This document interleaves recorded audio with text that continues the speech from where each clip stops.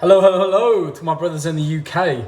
I'm just going to make this a very quick video. I thought I'd hit you with the top tips that I have for gaining weight, putting on size, putting on some mass. If you're trying to bulk and you live in the UK, I've been a student whilst bulking, I've been poor whilst bulking, and even though I'm not in that situation anymore, I still stick to the tried and true methods when it comes to gaining weight quickly. Now, there are 3 foods that I tend to use when I'm trying to gain weight.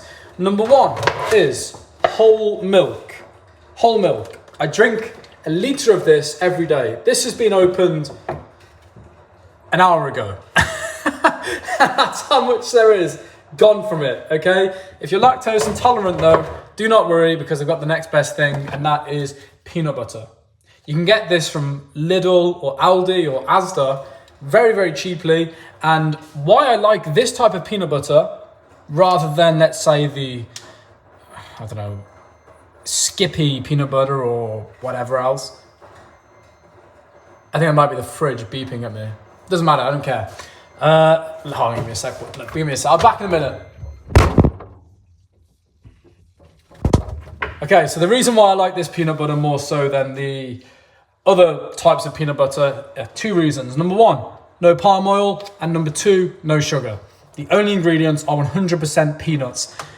It's just peanuts, boys. Super easy, super cheap. You can just eat it straight out the tub. It's a bit dry, so I wouldn't recommend doing that, but you can, and then you can wash it down with a bit of milk. It's gonna taste awful, but I'm telling you, let me check before I say what I'm about to say. Yeah, in 1 tablespoon, you're probably looking at around, I'd say 100 calories.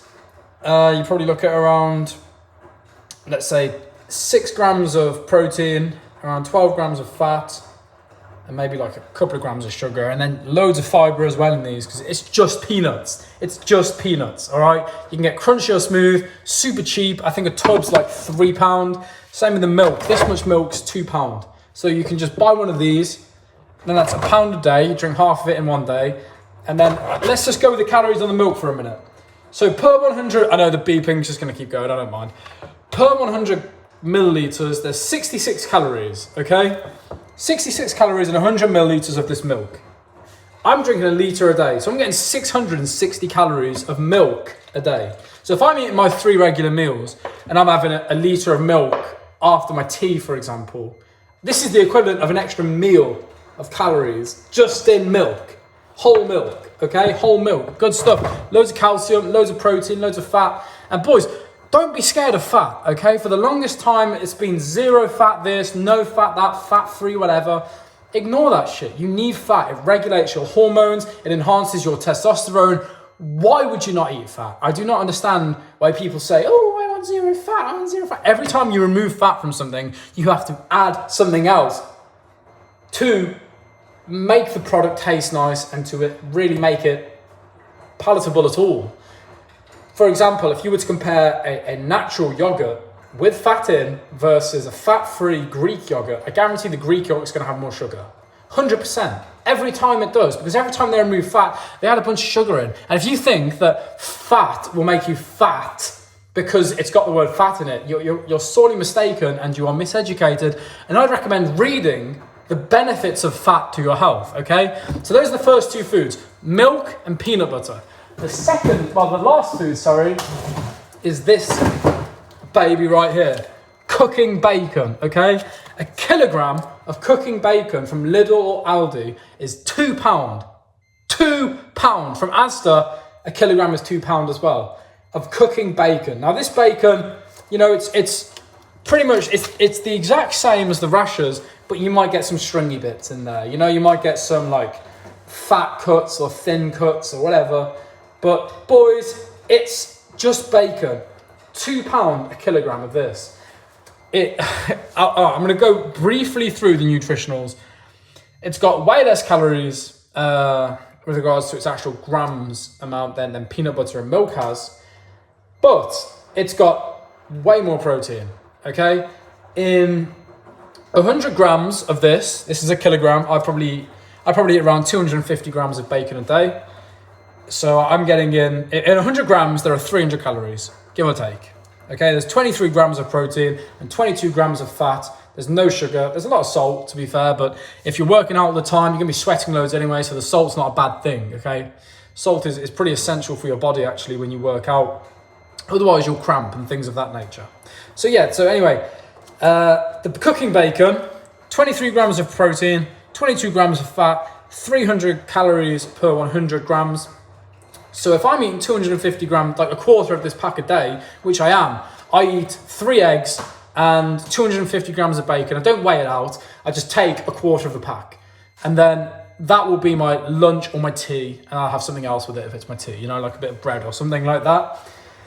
So in 250 grams, I'm essentially getting 600 calories. I'm getting 60 grams of protein and 60 grams of fat. So actually, I'm having quite a lot of fat in my diet, to be honest. But you've seen my body. I'm not obese, you know, and this just testifies to the fact that you can eat a lot of fat without becoming fat. You know, just because they have got the same name, do not mistake them as being the same at all. Having high amounts of fat in your food and then a high percentage of body fat, they're not the same thing at all.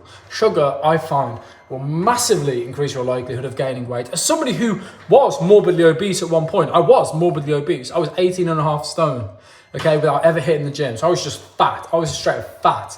At 5'10", 5'11", I was just fat, weighing 18.5 stone, morbidly obese. And I can tell you, I didn't eat much fat, but I did eat a lot of sugar. Okay, sugar will be the #1 contributor to that. So anyway, I know I said it'd be quick. I've kind of rambled on a little bit, so I'll just wrap up here. And I'll say the 3 best foods that you can get if you are living in the UK for gaining weight.